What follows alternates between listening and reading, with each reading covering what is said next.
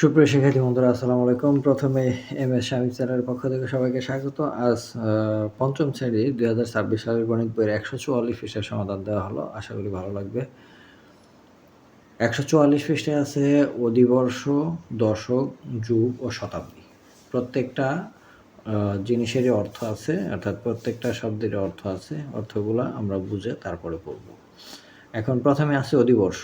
অধিবর্ষটা দেখি আমরা কি, যে আমরা জানি যে ফেব্রুয়ারি মাস ২৮ দিনে, প্রতি বছর ফেব্রুয়ারি মাস ২৮ দিনে, কিন্তু দেখো ২০২৪ সালের যে ক্যালেন্ডারটা আছে, ক্যালেন্ডারে এখানে কিন্তু ফেব্রুয়ারি মাসে কত ২৯ দিনে, এখানে কিন্তু ফেব্রুয়ারি মাসটা কত দিনে ২৯ দিনে আছে।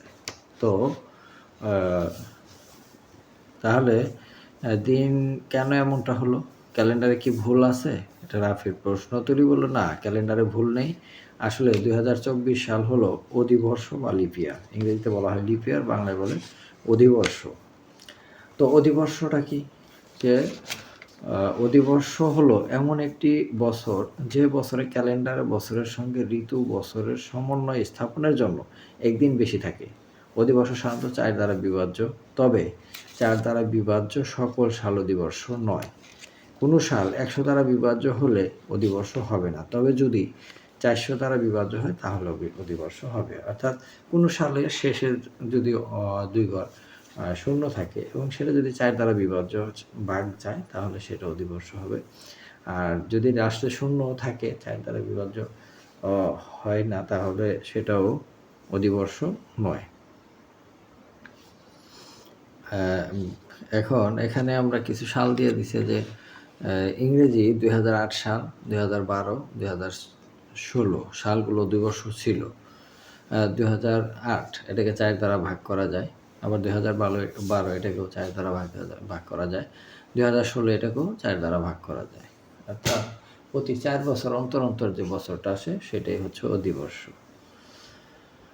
আমরা এরকম একটা গল্প প্রচলন আছে যে কারোর জন্ম যদি ফেব্রুয়ারি মাসের ২৯ তারিখে হয়, তাহলে তার জন্মদিন কিন্তু ৪ বছর পর পর আসবে, কারণ প্রতি বছর তার ফেব্রুয়ারি মাস ২৯ দিনে হয় না।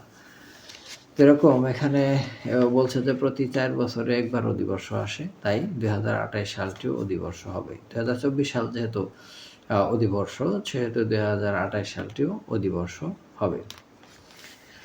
এখন নিচে কিছু সাল দিয়ে দিছে, যে ১৮০০ সাল, ১৯০০ সাল, ২০০০ সাল অধিবর্ষ কিনা খুঁজে বের করি।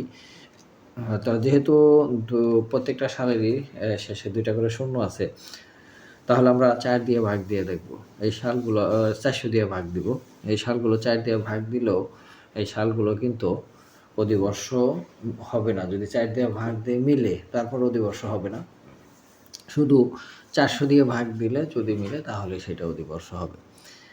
তো প্রথমে এই অঙ্কটা করে দিছে যে ৪০০ দ্বারা ভাগ দিলে ৪ ৪ ১৬০০, ৪ বার ভাগশেষ হচ্ছে ২০০, সুতরাং এটা অধিবর্ষ নয়। এরকমভাবে এইটাকেও যদি ভাগ দিই, ৪ বার যায়, ৪ ৪ ১৬০০, ১৬০০ হয়, ১৬০০ বিয়োগ করলে হয় হচ্ছে ০ ০, আর ৬ আছে কত হলে ৯ হবে ৩০০। সুতরাং এটা অধিবর্ষ, এটাও অধিবর্ষ নয়। এই পরের এই সংখ্যাটা আবার শেষেরটা আছে ২০০০। ২০০০ এখানে যদি যে ৫ বার, ৪ ৫ ২০, আর হচ্ছে ২টা শূন্য এখানে বসানোর পর শূন্য হলো। এখন কিন্তু ভাগ শেষ নাই, অর্থাৎ ভাগফল বের হয়েছে ৫ এবং ভাগশেষ শূন্য, তাহলে সালটি কিন্তু অধিবর্ষ। এই অধিবর্ষ ২০০০ সালটি কি অধিবর্ষ। তো শিক্ষার্থী বন্ধুরা, এরপরে আমরা দেখব যে দশক, যুগ ও শতাব্দী। এই পৃষ্ঠায় এই পর্যন্তই।